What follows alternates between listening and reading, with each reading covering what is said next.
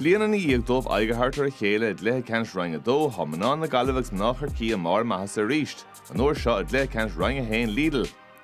Fuair an Gaillimh lámh an nócht ar nurig, ach ní bhair heló go dtí seo Roinn hain a bhuachant.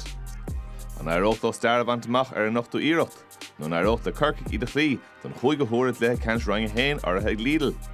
Bhí Brian Tyres is Michelle Roinn a limnacht don ceann seo. Siobhan Dibley fuair an pointe son iminúir club na bliana sicáte. Bhí sí mar lech na himar a gluthe Ceannais na héireann. Agus tá bean a ríist annachid spáiseach rathú an bótas an níomh Dibley ar aigen chuileach. Mór jaachachtaí go Corcaigh an son. Chafa trúbh go iminúirí gáil a Gaillimh agus bert chúlbáide ar bheagán taithí. Katie Quick úmpe leistigh rian a cuin féhrú agus tá ben an déhall bí Sean McCleary captain Corcaigh agus tá bhartíotacha an dathúpla áthút. An Gaillimh teachta ríis mátá rian a cuin pasáltaisteach go deas chomh fad Lilian Cohen. Fiachan cétá glúiseach a féh le trill agus tá sí take agus é buait agus an cortucha den gosantóideach a rééis prepan na caide i déanamh a díalach tá divilíiste go ríist. An í Dibley bhí an í Kate Slevin go dain hain. Cnóid súla a sinnig san isme himach cho fadal le Nicola Ward.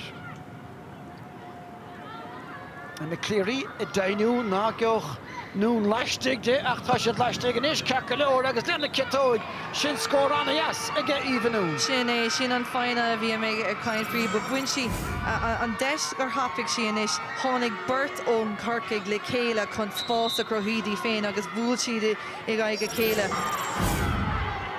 O lí amachar a hennig de Corcaigh steachna an sagarí Grace Murphy an ceann an áde a cisio ben na mBan.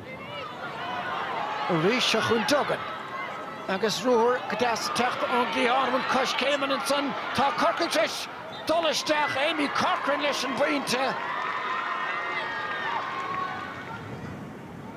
Níomh Divilly a bhfuil ráfaointe fachtacha. Fós ar ag glíán howlan son hena nún. Agus trí nómat begáin na chus le dólan is go deire an chéad lethe Kate Garrity techt agus an fel fachtacha. Kate Slevin agus tá sich an túd fé scór an sa ceann mór gríáard agus ceann de Buaicphointí an chutha Ceannais go dtí seo.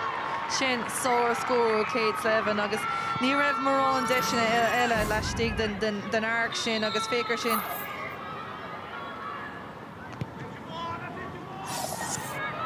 Gadaíocht a ríistige í fihéalaí an son. Clíán nach léthe ach plúchan a bhaidíanta chun míle chuir an glúiseacht. Katie Quick siar an sanis agus Rachel Regan an tunadaí isteach go dtí McCleary. Nis óm agus bás beidir ag Rosie Corcaigh. An cinnig ceart Katie Quick a bhaint amach an ceann san tucaisteach go hálan ar a gúla hawl. An Gaillimh le dégín. Ach an chléine se bhad níos déanana mar a bhí sa chéad le agus potún an sa níos mar sin. Ó Regan chun cíine ráin Terry O'Sullivan. Katie Quick ar hebh bháin isteach go dtí an daí. Tócan sa ce sábháilta go díal ar fad an son ag Leah O'Halloran agus Overton Scott ag an gúlbáid an nua. Sin sábhá ítla cróga caihamid a rád.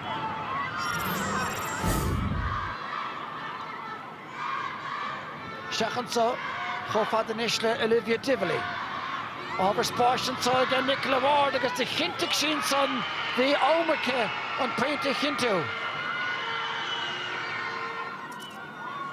Raig Shauna Kelly i hisisiúd. Leis an cic amach féhrú áine Terry O'Sullivan. Feheb leis an ruair ag Katie Quick an felid sleanú wahin son ach tá sé fachtar nás go díalacha. I dtíar ag éalú leistig Pontarsis an return a lehéad a bháide an bhráid catige Katie Quick leis sin cúna barag a líontáin. Conas gur chuir sé é sin isteach sa líontáin a bhríonn ceap mé gurbh an deis cailteach féicear sin an bhealach gur úsáilte chuid curb chun an seilbh cumad ní raibh ceart ar bitaice é sin a chuir isteach sa líontáin ba bhí sé déanta go hánsnasta ag gan áras féicear sin déag sí suas bhí an rial an bhántáiste tugaigh go ceart agus sin críoch aontach bha. Rá neomant agus trí cearúna le dul. Beidir go milleúr scór a bhainile. Ir an éigent. Stechan sogri Amy Corcoran. Las mo you siúd a rééis tá deis. An dorn agus é sábháilt ar lína tá sé chun stechan a cúl hénig. A bhfuil gas Shalín Trill an ré tuairmá tá a dolisteach láir sé leis an moir cúl. Ra sé trast an lína, Siníon cheis mar má bhí. Kicks ar amach a bheith gá. Ceapan gur gan áras bhí sé trasna an lína a bhrion. Os ciann bháidóra agus ar lí. Tá meach sé tre scuile leis. Well tá Claire Canis de Sraith a brahanis ar chinne seo Jonathan Murphy. Agus tá brat ordathe, tá cúl tucathe ina cúl hénig ag Shalín Trill is bailach agus tá Joe Carlinis níos anna múla na mar bhí ó bhaide. Sin é go dtíreach agus cúl cinú nó caithman nílach gá in óméid fáite agus se bharnáis go dtí Corcaigh. Dhéanach peinte bháin an bhart Katie Quirk sin áda isteach leistigh an gúile bhfuil brata hárdach tá chead féinte in iseo. Agus is siad Corcaigh choirí na Sraith sé tre seach number 10 sa tarna leadíon Gaillimh náid le náid a cúig chuntasig níor scoráildar ó hin ina chine sin fuair Corcaigh 2-6 sa tarna le agus de chríoch néidir anna láidir fad. I'm breaking through these chains, kicking down the doors. I'm breaking chains like a wild horse. I think we played very well the first half. Ceann mór Creor agus ceann de Buaicphointí an chluiche Ceannais go dtí seo. It was very windy, to be fair. The first half we were trying to run the ball through the hands all the time, and I suppose we're not the biggest physical team, and I think we struggled trying to get to break down Galway's defence. We just knew that there was probably a bit more in us in the first half, so at half-time we just regrouped and we said that we were going to give it our all coming out here. We got our composure and we made it a bit of a battle and came down to 3, and all of a sudden we got the goal. Dtíar again úlaistigh but Tarsus an right turn a léad a báide an bhráin Corcaigh Katie Quirk sin.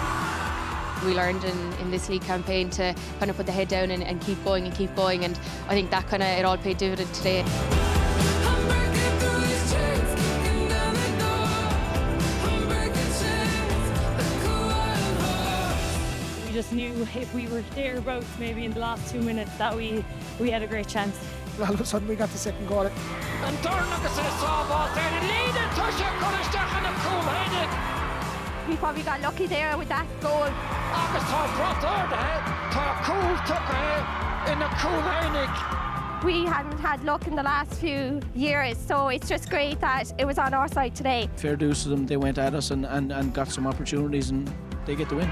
Agus is siad Corcaigh choirí na Sraith. I let you shake my faith, but not anymore. It means so much to this team, and I think it just means as well to our families and our supporters. And I'm just delighted now that we can celebrate with them. I'm breaking chains like a wild